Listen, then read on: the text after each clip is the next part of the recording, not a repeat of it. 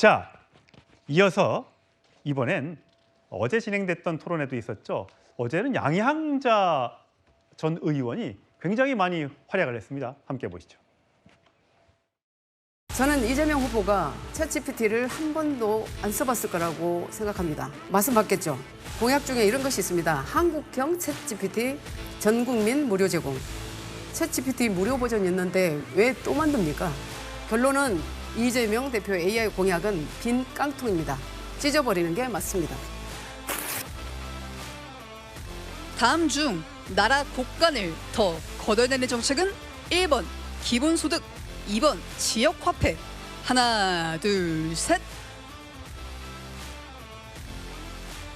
청년 미래를 주제로 한 첫 번째 토론이라는 것이 무색하게 국민의힘 후보들은 이재명 후보에 대한 조롱과 폄훼, 억지스러운 낙인 찍기에 온 에너지를 쏟아부었습니다. 이재명만 반대하면 된다는 구태의 틀에 갇혀 지극히 저열한 진영 싸움의 무대로 전락시켰습니다. 예, 김진욱 대변인.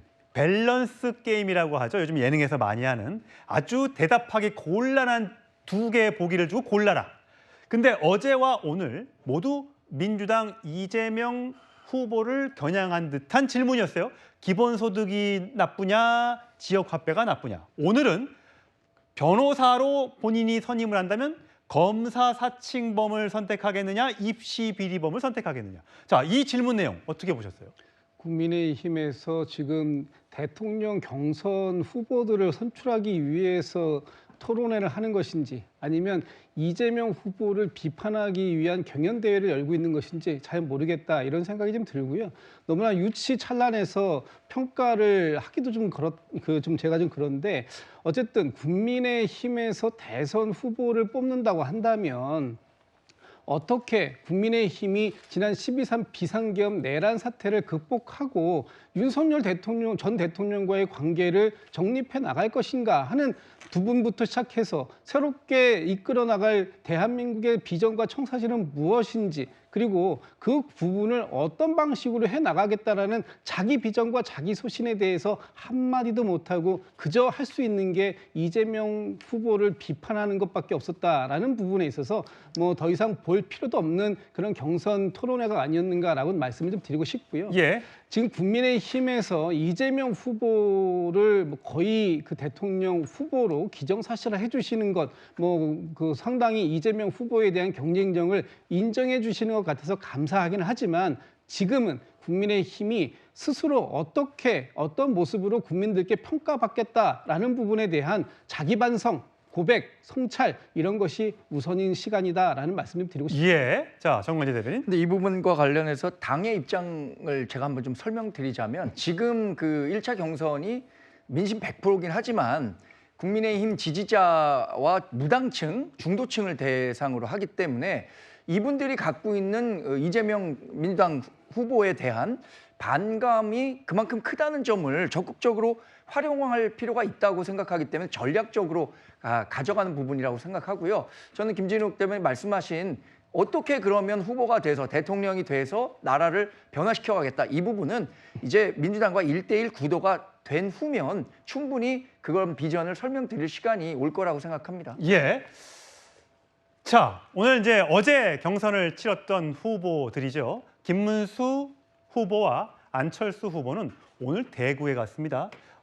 늘 보수 정치인들이 찾는 대구 서문시장에 간 김문수 후보. 예, 저렇게 서문시장에서 많이들 모이셨네요. 아무래도 이제 보수 진영에서는 길을 얻기 위해서는 늘 찾는 곳이 저 서문시장인 것 같습니다. 오늘 여러 가지 옆에 장동혁 의원의 모습도 보이고 저렇게 플랜카드도 옆에 하니까 좀 힘을 받는 것 같아요. 예, 국수도 먹고요. 자, 김문수 후보 빨간색 경북대학교에 저 점포도 입고 갔네요. 안철수 후보도 마찬가지로 대구 수성못과 동성로 등을 방문을 했습니다. 대구에 가서 내가 보수의 적자다라는 것을 좀 보여주고 싶었나 봐요. 자, 여론조사 결과 하나를 소개해 드릴까 합니다. 내용은 이렇습니다. 자, 국민의힘 예비 후보 선호도입니다. 물론 지지 후보 없음이 32.9%로 가장 많기 때문에 어디로 흐를지 알 수 없습니다. 자, 자, 홍준표 13.9, 한동훈 13.6, 김문수 13.5 붙어 있습니다. 안철수 9.1, 나경원 4.8 이런 순이에요. 자, 이거는 전체 국민들 여론조사 대상이고요. 자, 반대로 국민의힘 지지자와 무당층만 놓고 봤을 때는 한동훈, 김문수, 홍준표는 비슷합니다.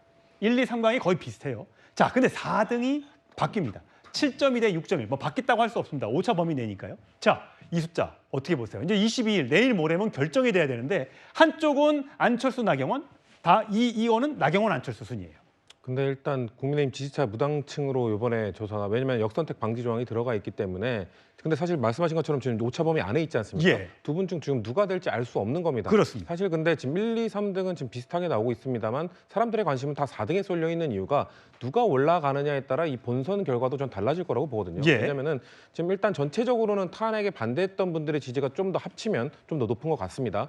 근데 만약에 이 최종 4인에 나경원 후보가 올라갈 경우 그렇게 되면 탄핵 반대 3인, 탄핵 찬성 1인 이렇게 구도가 되거든요. 예. 근데 안철수 후보가 올라가면 2대 2이기 때문에 그렇게 되면 사실 전체적인 파이에서 탄핵에 반대했던 분들이 높기 때문에 탄핵 찬성 쪽은 불리할 수밖에 없죠. 그렇기 때문에 저는 나경원 후보가 만약에 4등으로 올라간다? 그러면 한동훈 후보에게 일말의 가능성이 생기는 것이고 아니게 된다면 사실상 탄핵 반대 쪽에서 후보가 나올 가능성이 좀 높다고 보고 있습니다. 예.